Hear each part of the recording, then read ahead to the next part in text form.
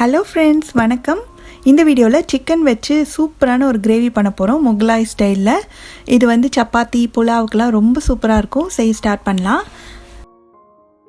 நான் வந்து ஒரு 250 கிராம் போன்லெஸ் சிக்கனை கழுவி எடுத்திருக்கேன்.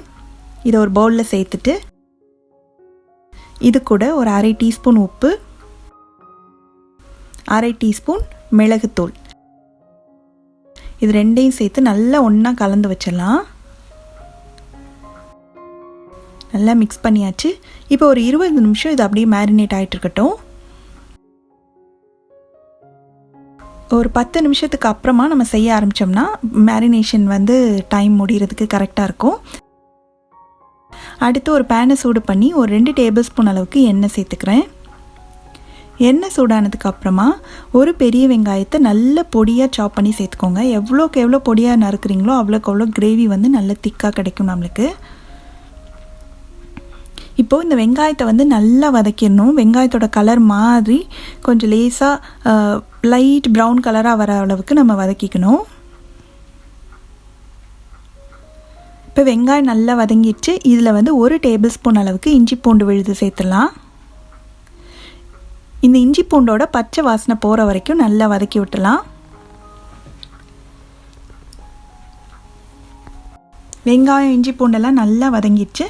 அடுத்து நம்ம உப்பு மிளகுத்தூள் போட்டு பரட்டி வச்சுருக்க சிக்கன் சேர்த்துடலாம். இந்த சிக்கனை நல்லா வதக்கி விடணும். இப்போ பிங்க் கலராக இருக்கிறது அப்படியே ஒயிட்டாக மாறும். அந்த அளவுக்கு வந்து சிக்கன் நல்லா வதங்கணும். ஒரு 2 நிமிஷமாவது நல்லா வதக்கி விட்டுலாம்.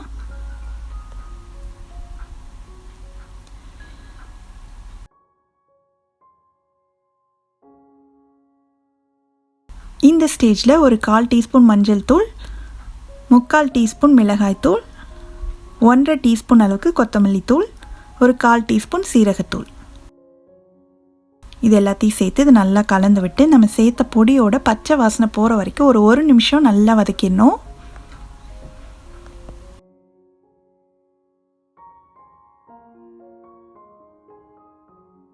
அடுத்து நான் ஒரே ஒரு தக்காளியை மிக்சியில் நல்லா அரைச்சி வச்சுருக்கேன் பியூரியாக, அதை சேர்த்துடலாம்.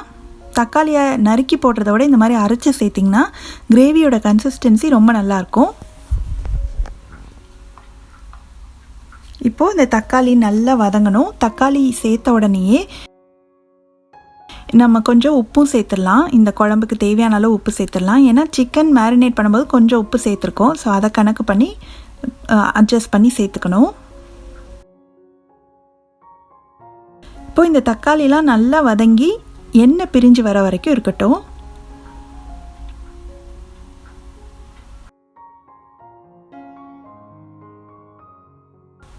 அடுத்து நான் ஒரு 10 முந்திரி பருப்பை மிக்சியில் சேர்த்து நல்லா பேஸ்ட்டாக ஸ்மூத்தாக அரைச்சி எடுத்து வச்சுருக்கேன். அதை சேர்த்துடலாம். சேர்த்து நல்லா கலந்து விட்டுறணும்.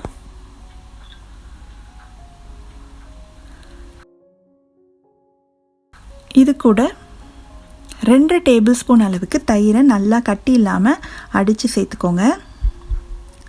நல்லா கலந்து விட்டு ஒரு 1 நிமிஷம் மட்டும் நல்லா கொதிக்கட்டும்.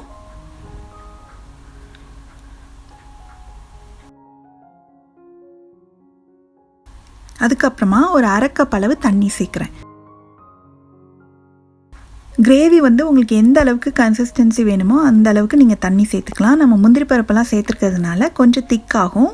எனக்கு கொஞ்சம் செமி கிரேவியாக இருக்கணுன்றதுனால நான் 1/2 கப் மட்டும் சேர்த்துருக்கேன். உங்களுக்கு இன்னும் நல்லா கொஞ்சம் கிரேவியோட கன்சிஸ்டன்சி இன்னும் நீர்க்க வேணும் அப்படின்னா நீங்கள் எக்ஸ்ட்ரா தண்ணி சேர்த்துக்கோங்க.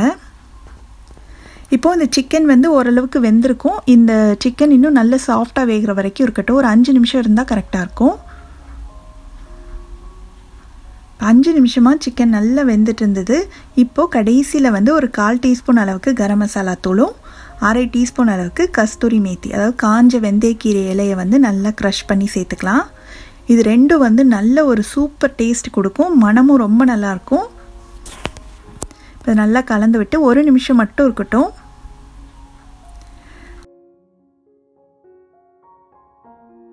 கடைசியில் கொஞ்சமாக பொடியாக நறுக்கின கொத்தமல்லி இலையை தூவிட்டு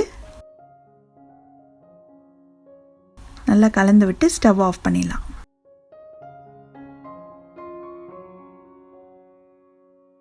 அவ்வளோதான்.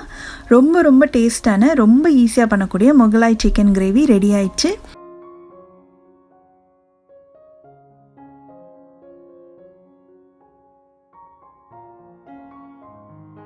நீங்களும் இந்த ரெசிபியை கண்டிப்பாக வீட்டில் ட்ரை பண்ணி பார்த்துட்டு எப்படி வந்ததுன்ற கமெண்ட்ஸை மறக்காமல் ஷேர் பண்ணுங்கள். இதே மாதிரி நிறையா வீடியோஸ் பார்க்கணுன்னா இந்த சேனலுக்கு சப்ஸ்கிரைப் பண்ணி வச்சுக்கோங்க. தேங்க்யூ.